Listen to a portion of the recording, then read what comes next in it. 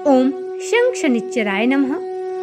अधिकांश लोग शनिदेव का नाम सुनते ही भय से भर जाते हैं, किंतु सत्य यह है कि शनिदेव दंड देने वाले नहीं बल्कि सही मार्ग दिखाने वाले देवता हैं।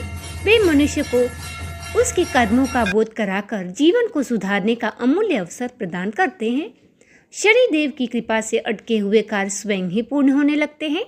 घर की अनावश्यक हानियां भी रुक जाती हैं और परिवार में शांति तथा स्थिरता का वास होने लगता है।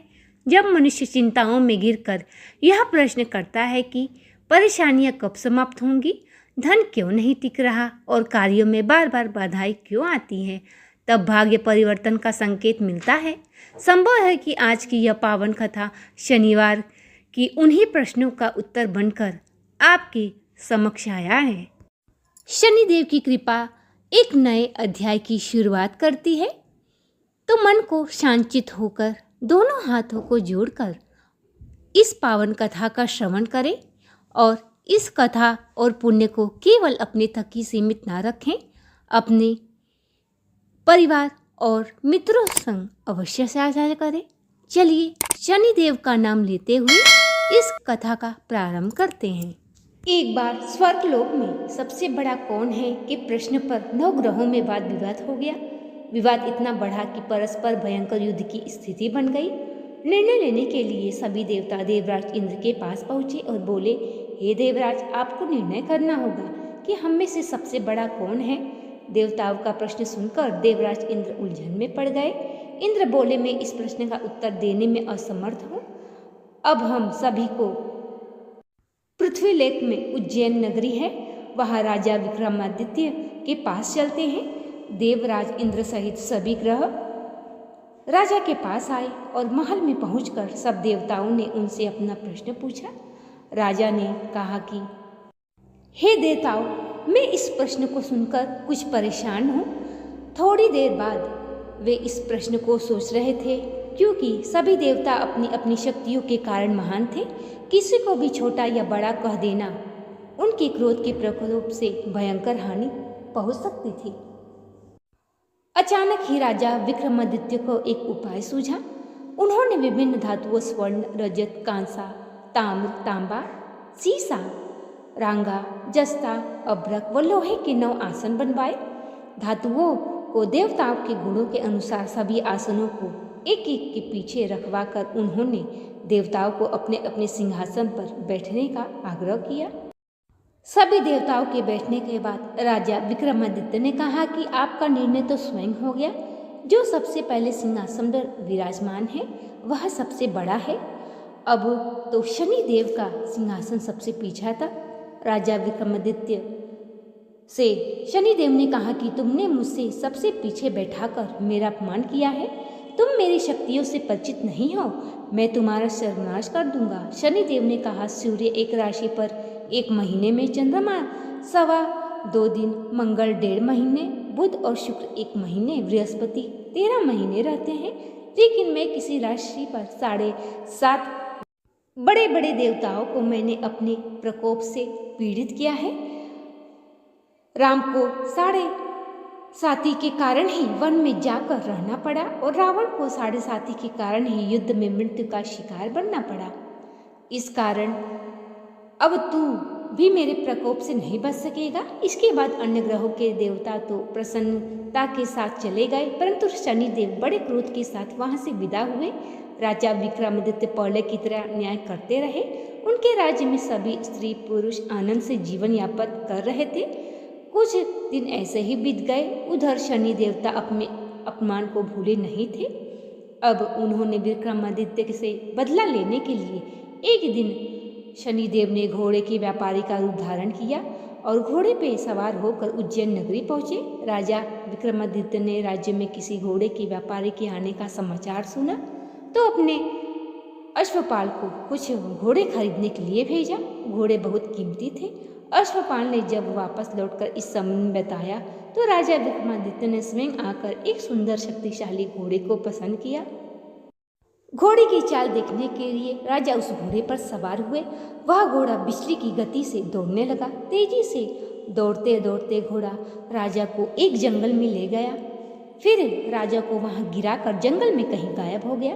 राजा अपने नगर लौटने के लिए जंगल में भटकने लगे, लेकिन उन्हें रास्ता नहीं मिला। राजा को भूख प्यास लग गई। बहुत घूमने पर उसे एक चरवाहा मिला। राजा ने उससे पानी मांगा। पानी पीकर राजा ने उस चरवाहे को अपनी अंगूठी दे दी। फिर उसने रास्ता पूछकर वह जंगल से निकलकर पास के नगर में पहुंचे। राजा ने एक सेठ की दुकान पर बैठकर कुछ देर आराम किया। उस सेठ ने राजा को बातचीत की तो राजा ने उसे बताया कि मैं उज्जैन नगरी के राजा हूँ। राजा के कुछ देर दुकान पर बैठने से सेठ जी की बहुत ही बिक्री हुई। सेठ ने राजा को बहुत भाग्यवान समझा और खुश होकर उसे अपने घर भोजन के लिए ले गए। सेठ ने घर में सोने का एक हार खूंटे पर लटका हुआ था। राजा उस कमरे में छोड़कर सेठ कुछ देर के लिए बाहर चले गए। तभी एक आश्चर्यजनक घटना हुई। राजा के देखते देखते सोने के हार उस खूंटी को निगल गया। अब जब सेठ आया तो सोने का हार खूंटी पर लटका दिखाई नहीं दिया।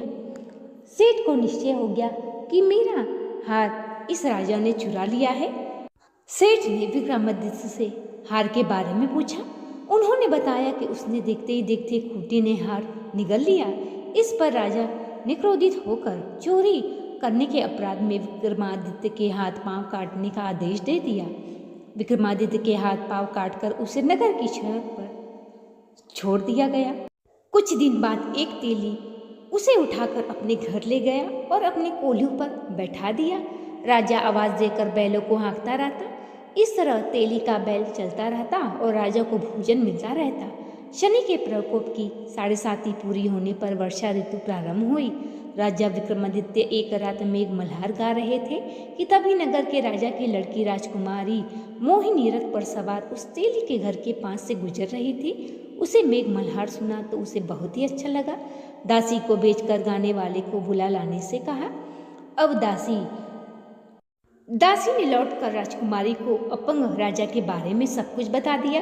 राजकुमारी उस मेघ मल्हार से बहुत ही मोहित हुई।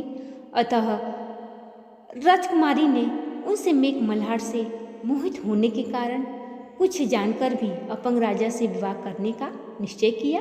राजकुमारी अपने माता पिता से जब यह बात कही तो वे हैरान रह गए। रानी ने मोहिनी को समझाया, बेटी तेरे भाग्य में तो किसी राजा के साथ विवाह होना लिखा है, फिर तू इस अपंग से विवाह करने के अपने पाँव पर क्यों कुल्हाड़ी मार रही है। परंतु राजकुमारी मोहिनी ने बात नहीं मानी और वे विक्रमादित्य से विवाह के लिए अड़ गई। अब तो उसके माता पिता ने राजा के साथ विवाह करवा दिया। अब विवाह के बाद राजकुमारी राजा विक्रमादित्य के साथ तेली के घर में रहने लगी। उसी रात स्वप्न में शनिदेव ने राजा से कहा, राजा तुमने मेरा प्रकोप देख लिया, मैंने तुम्हें अपने अपमान का दंड दिया है। राजा ने शनिदेव से क्षमा करने को कहा और प्रार्थना की कि हे शनिदेव, आपने जिस प्रकार जितना दुख मुझे दिया है यह दुख अन्य किसी को मत देना। शनिदेव ने कुछ सोचकर कहा, राजा मैं तुम्हारी प्रार्थना स्वीकार करता हूँ। जो कोई स्त्री पुरुष मेरी पूजा करेंगे, शनिवार का व्रत करेंगे और मेरी कथा पढ़ेंगे, उनके ऊपर मैं अपना क्रोध नहीं दिखाऊंगा। प्रातःकाल राजा जागा। विक्रमादित्य की नींद खुली तो उसके हाथ पांव देखकर राजा को बहुत ही खुशी हुई। उसने मन ही मन शनिदेव को प्रणाम किया। राजकुमारी भी राजा के हाथ पांव सही सलामत देखकर आश्चर्य में डूब गई। तब राजा विक्रमादित्य ने अपना परिचय देते हुए शनिदेव के प्रकोप की सारी कहानी सुनाई। सेठ को जब इस बात का पता चला तो दौड़ा दौड़ा उस तेली के घर पहुंचा और राजा के चरणों में गिरकर क्षमा मांगने लगा। राजा ने उसे क्षमा कर दिया क्योंकि यह सब तो शनिदेव के प्रकोप के कारण ही हुआ था। सेठ जी राजा को अपने घर ले गए और उसे भोजन कराया। भोजन कराते समय एक आश्चर्यजनक घटना हुई। सबके देखते देखते उस खूंटी ने हाथ उगल दिया। सेठ जी ने अपनी बेटी का विवाह भी राजा के साथ करा दिया। बहुत से स्वर्ण आभूषण धन आदि देकर राजा को विदा किया। राजा विक्रमादित्य राजकुमारी मोहिनी और सेठ बेटी के साथ उज्जैनी पहुंचे तो नगरवासियों ने हर्ष से उनका स्वागत किया। अगले दिन राजा ने विक्रमादित्य पूरे राज्य में घोषणा कराई कि शनिदेव सब देवों में सर्वश्रेष्ठ है। प्रत्येक स्त्री पुरुष शनिवार को उनका व्रत करे और व्रत कथा अवश्य सुने। इस प्रकार तब से शनिदेव की कथा का प्रचलन हुआ और शनिवार का व्रत करें।